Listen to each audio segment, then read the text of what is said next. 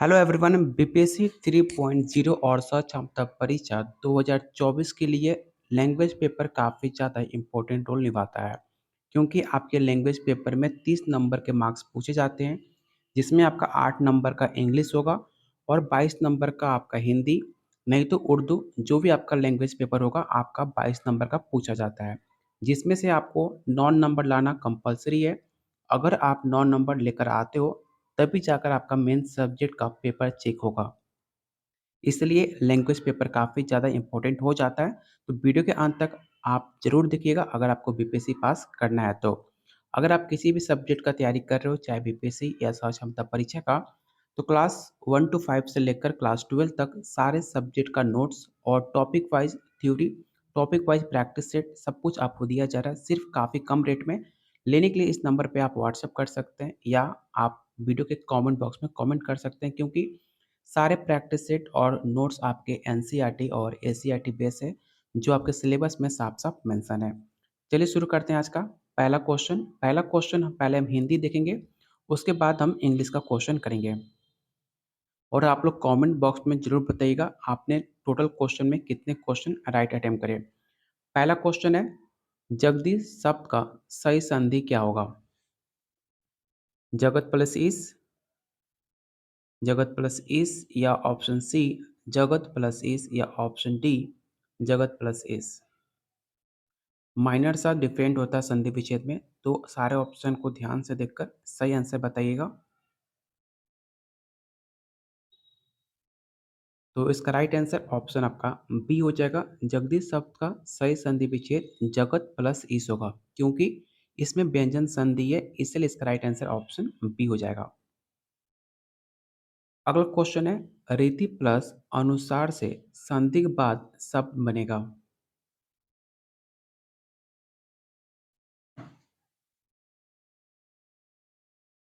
तो इसका right answer option आपका डी हो जाएगा, ऋतुनुसार, क्योंकि संधि के बाद ऋतुनुसार शब्द बनेगा। यह यन संधि का उदाहरण है, तो आप याद रखिएगा यन संधि का ये उदाहरण माना जाता है, इसलिए इसका राइट आंसर ऑप्शन आपका डी होगा। अगला क्वेश्चन है, यदि ए, ए, ओ तथा औ के बाद कोई भिन्न स्वर आता है तो इनके स्थान पर क्रमशः अ, आय, औ, औ हो जाता है। ये संधि कौन सी है आपको ये बताना है। ऐसे सवाल आपके बीपीएससी टीचर 2.0 में पूछे गए थे, तो ध्यान से बताइएगा इसका राइट आंसर क्या होगा। ऑप्शन है दीर्घ, गुण, वृद्धि या ऑप्शन डी आयादी।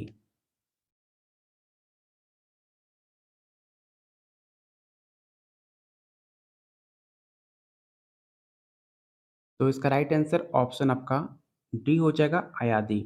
उदाहरण के लिए जैसे कि पो प्लस इत्र क्या होगा, तो आपका पवित्र हो जाएगा। आपका किसका उदाहरण है, ये तो आयादी उदाहरण है, तो ऑप्शन इसका डी राइट आंसर हो जाएगा, आयादी संधि। अगला क्वेश्चन है, जो हर समय दूसरों को बुराइयां खोजता है उसे क्या कहते हैं?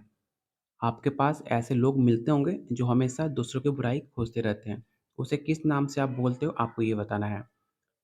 ऑप्शन है परनिंदक, ऑप्शन बी है सर्वनिंदक, ऑप्शन सी है छिद्रनवेशी या ऑप्शन डी आलोचक।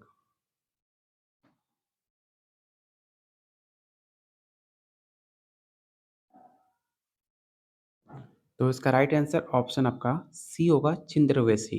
याद रखिएगा, जो हर समय दूसरों को बुराइयां खोजते रहता है उसे छिंद्रवेशी कहते हैं, जबकि जो किसी दूसरों के गुण दोषों की आलोचना करता है उसे आलोचक कहते हैं। आलोचक किसे कहते हैं, जब किसी के गुण दोषों की आलोचना करता हो उसे आलोचक कहते हैं। काफ़ी माइनर डिफरेंट है छिंद्रवेशी में और आलोचक में, लेकिन 29 का आंसर राइट होगा ऑप्शन सी।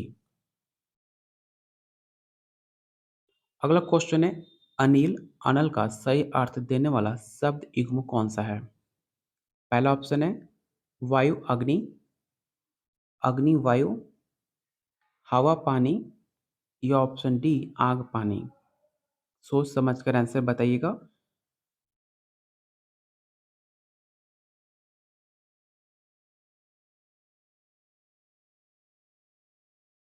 तो इसका राइट आंसर ऑप्शन आपका ए हो जाएगा, वायु अग्नि। वायु के और कौन कौन से परिभाषित शब्द होते हैं, तो याद रखिएगा अनिल, हवा, पवन, समीर, मारुत ये सारे एग्जाम्पल हैं आपके वायु के। अग्नि के पर्वतीय शब्द कौन-कौन से हैं? तो अनल, पावक, दहन, धूमकेतु, आग ये सारे एग्जाम्पल हैं आपके अग्नि के। तो ऑप्शन ए आपका राइट आंसर होगा। अंश, अश शब्द युग का सही अर्थ बताइए। पहला ऑप्शन है कंधा हिंसा, हिस्सा कंधा, ऑप्शन सी है कंधा स्त्री या ऑप्शन डी आग और हिस्सा।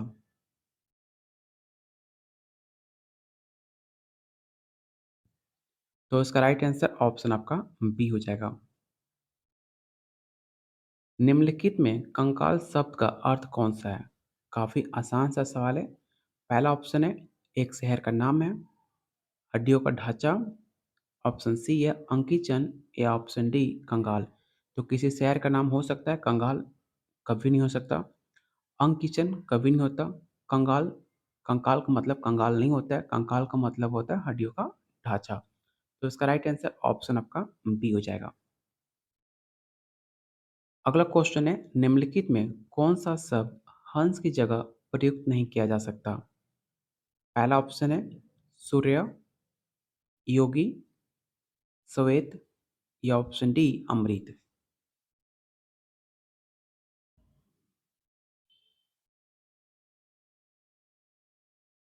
तो याद रखिएगा जो हंस है, हंस की जगह पर कभी अमृत शब्द यूज नहीं किया जा सकता है। तो ऑप्शन इसका राइट आंसर डी हो जाएगा।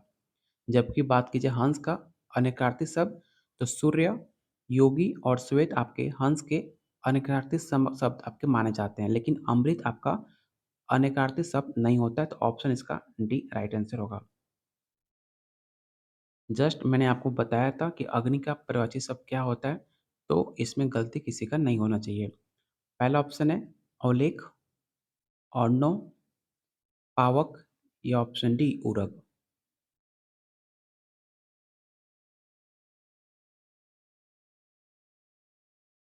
तो इसका राइट आंसर ऑप्शन आपका सी हो जाएगा। अग्नि का प्राचीन शब्द पावक होता है। ऑप्शन सी आपका राइट आंसर होगा। अर्णव का प्राचीन शब्द क्या होता है? तो अर्णव का प्राचीन शब्द सागर, समुंदर, जल्दी, नदी, समुंदर ये सब एग्जाम्पल हैं आपके अर्णव के। बात की जाए उरग की, तो उरग का मतलब क्या होता है? तो उरग का प्राचीन शब्द होता है सांप, नाग, मणिधर, भुजंग ये सारे एग्जाम्पल हैं आपके उरग के प्राचीन शब्द के। तो इसका राइट आंसर ऑप्शन आपका सी हो जाएगा पावक। अगला क्वेश्चन है गेस शब्द का प्रवाची शब्द क्या है? ग्री, गर्दभ, व्योम या ऑप्शन डी गायक।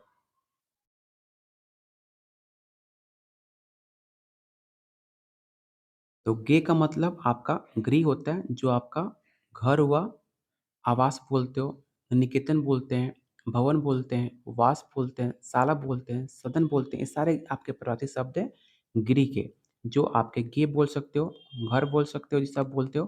ये सारे एग्जाम्पल आपके गे के माने जाते हैं। तो सारे प्राचीन शब्द आप याद रखिएगा, आपके एग्जाम के दृष्टिकोण से काफ़ी ज़्यादा महत्वपूर्ण है। अगला क्वेश्चन आपके इंग्लिश से रहेगा। आपको बताना है कि select the option that is close the meaning to underline idiom phrase in the given sentence. आपको एक लाइन एक सेंटेंस दिया गया है और जो इस पर लाइन किया गया है, इसका मतलब आपको बताना है कि चार ऑप्शन में कौन सा इसका मतलब होगा। चलिए इसका सेंटेंस देख लेते हैं। सेंटेंस है please cut down on your expenses now और you will face difficulties in the future. ये सवाल अपने आप से रिलेट हो सकता है। इसका मतलब ये है, जो आपके खर्चे हैं उसे कट डाउन करो, मतलब उसे कम करो, नहीं तो आपके फ्यूचर में आपको डिफ़िकल्टी मतलब आपको प्रॉब्लम फेस करना पड़ सकता है। तो जो यहाँ कट डाउन ऑन है, इसका पैरेज वर्ड क्या होगा आपको ये बताना है 4 ऑप्शन में। पहला ऑप्शन है अरेज, रिकवर, रिड्यूस या ऑप्शन डी रिफ्यूज़।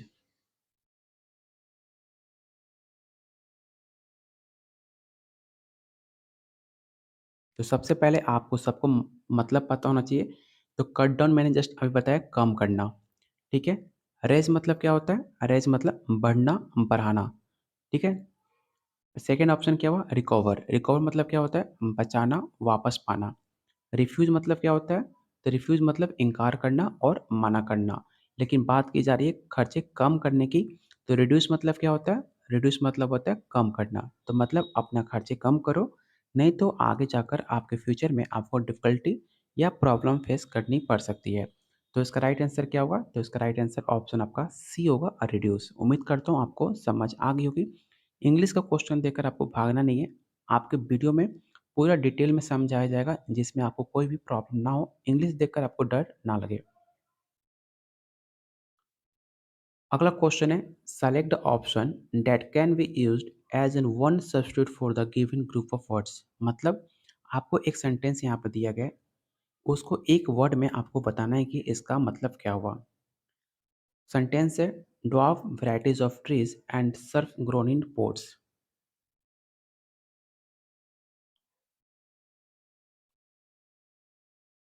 पहला ऑप्शन है बोनसाई, ऑप्शन बी है श्रीम, ऑप्शन सी है बुनाजा या ऑप्शन डी पिजमी।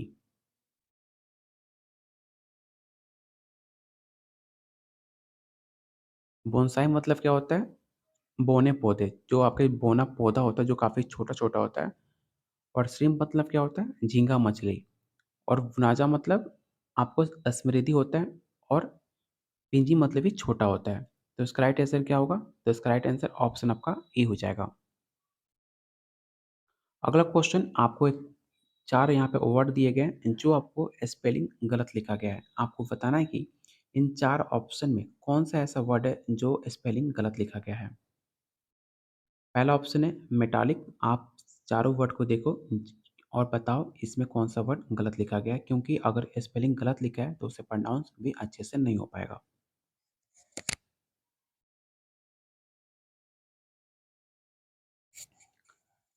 मेटालिक मतलब क्या होता है?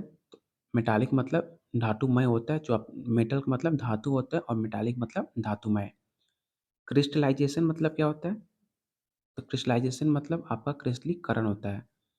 क्राइंग मतलब क्या होता है? तो ले जाना, धोना। और इसका बी मतलब क्या है? तो बी का मतलब कुछ है नहीं, क्योंकि स्पेलिंग इसमें गलत लिखा गया है। ठीक है? तो इसका राइट आंसर क्या होगा? ऑप्शन आपका बी राइट आंसर हो जाएगा।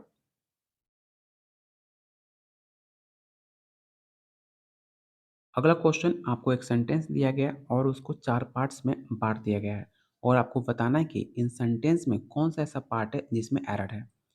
सेंटेंस क्या है? तो we forgot to wish Susan in her birthday this year. ठीक है? यहाँ पे 4 पार्ट आपने देखा, 2, 3 और ये लास्ट पार्ट आपका 4th हुआ। 4th पार्ट है, आपको बताना है कि इन कौन-सा पार्ट में आपका गलत लिखा गया है। मतलब क्या है? हम लोग सुसन का जो बर्थडे था इस साल वो हम लोग भूल गए हैं। इसका इस पार्ट में एरर है, आपको ये बताना है। पहला ऑप्शन है in her birthday this year we forgot या option D to wish Susan.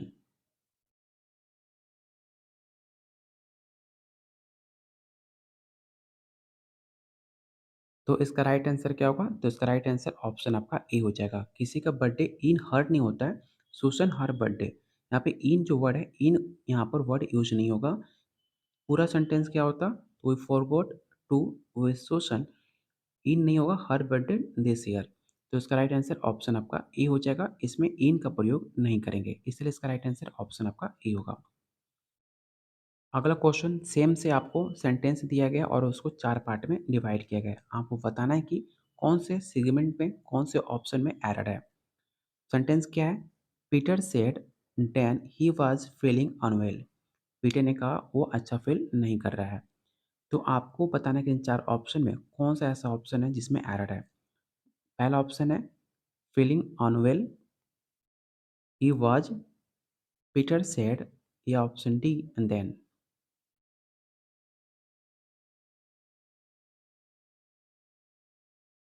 तो याद रखिएगा, देन का जो यहाँ पे देन है, देन के स्थान पर क्या होगा? डैट होगा। क्यों देन की जगह डैट प्रयोग होगा? क्योंकि सिंपल सेंटेंस का इनडायरेक्ट जब आप बनाते हो तो कंजंक्शन के रूप में आप डैट का प्रयोग करते हो, ना कि देन का। इसलिए इसका सही सेंटेंस क्या होगा? सही सेंटेंस होगा Peter said that he was feeling unwell. तो इसका राइट आंसर ऑप्शन आपका डी होगा। एंड देन की जगह पर आपका डैट का प्रयोग करना चाहिए था। अगला क्वेश्चन है, select the most appropriate option that can substitute the underline segment in the given sentence. If there is no need of substitute it, select no substitution required.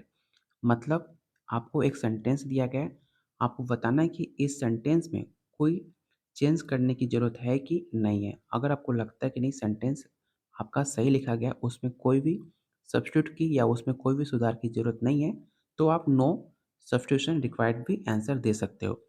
लेकिन अगर आपको लगता है कि सेंटेंस में सुधार की ज़रूरत है, तो कहाँ पे ज़रूरत है, आपको इन 3 ऑप्शन में आपको चुनना है। जैसे कि सेंटेंस क्या है? सेंटेंस है, they have decorated their house nicely, did not they. तो इसमें आपको बताना है इसमें एरर है कि नहीं है, और एरर है भी तो कौन-सा एरर है, आपको ये बताना है।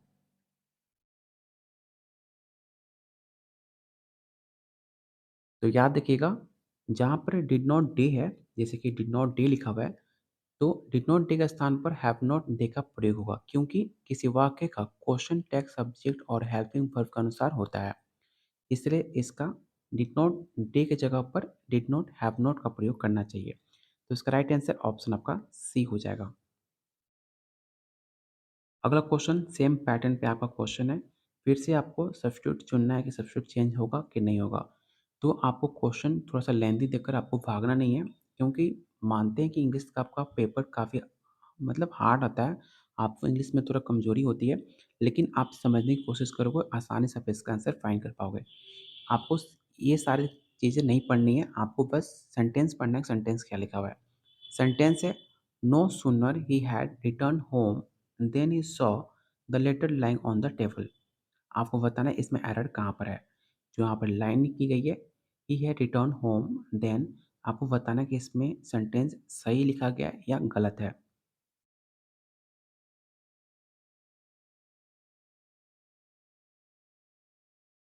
तो इसका राइट आंसर ऑप्शन आपका डी हो जाएगा। जैसे ही हैड लिखा हुआ है, तो इसकी जगह पर हैड पहले आएगा और ही बाद में आएगा। उसके बाद आपका सारी लाइन सही है। तो इसमें छोटा-सा मिस्टेक आपको गलत कर सकता है, इसलिए इसका राइट आंसर ऑप्शन आपका डी होगा। चलिए आज के वीडियो में इतने हम क्वेश्चन रहने देते हैं। उम्मीद करते हैं आपका अच्छे से प्रैक्टिस कर रहे होंगे। अगर कोई क्वेश्चन में आपको डाउट लगता है, आपको लगता है कि इस क्वेश्चन का राइट आंसर अलग होना चाहिए था, तो आप क्वेश्चन का नंबर लिखकर आप मुझे कमेंट कर सकते हो, और आपको बताना है कि ओवरऑल आपने क्वेश्चन में कितने क्वेश्चन राइट अटेम्प्ट करे। और अपने तैयारी को और ज़्यादा मजबूत कीजिए। अगर आप किसी भी सब्जेक्ट की तैयारी कर रहे हो, तो आप उसका प्रैक्टिस सेट और नोट्स ले सकते हो, काफ़ी कम रेट में दिया जा रहा है। सिर्फ़ आप 151 में आप किसी भी सब्जेक्ट का नोट्स और प्रैक्टिस सेट ले सकते हैं, क्लास 1 टू 5 से लेकर क्लास 12 तक। तो इस नंबर पे आप व्हाट्सएप कीजिए, जो सारे नोट्स और प्रैक्टिस सेट आपको एनसीईआरटी और एससीईआरटी बेस हैं, जो आपके सिलेबस में और आपके प्रीवियस ईयर क्वेश्चन में साफ-साफ मेंशन है। तो आप जाकर नंबर पे व्हाट्सएप कीजिए और किसी भी सब्जेक्ट का प्रैक्टिस सेट नोट्स ले सकते हैं। अगर आपने टेलीग्राम चैनल ज्वाइन नहीं किया है, तो टेलीग्राम चैनल ज़रूर ज्वाइन कर लीजिएगा, जिसका लिंक डिस्क्रिप्शन बॉक्स और कमेंट बॉक्स में दिया हुआ है, जिस पे आपको टीचिंग रिलेटेड न्यूज़ और आपके कंटेंट हमेशा वहाँ पे पोस्ट किए जाते हैं, और इसका पीडीएफ आप डाउनलोड करना चाहते हो, तो टेलीग्राम चैनल पर जाकर आप पीडीएफ इसका डाउनलोड कर सकते हो। तब तक वीडियो को लाइक कीजिए, अगर आप चाहते हो डेली इसी तरह प्रैक्टिस सेट आपको लैंग्वेज पेपर का कराया जाए, तो वीडियो को लाइक कीजिए और शेयर कीजिए अपने दोस्तों में, अपने ग्रुप्स में, और चैनल को सब्सक्राइब करना बिल्कुल मत भूलिएगा।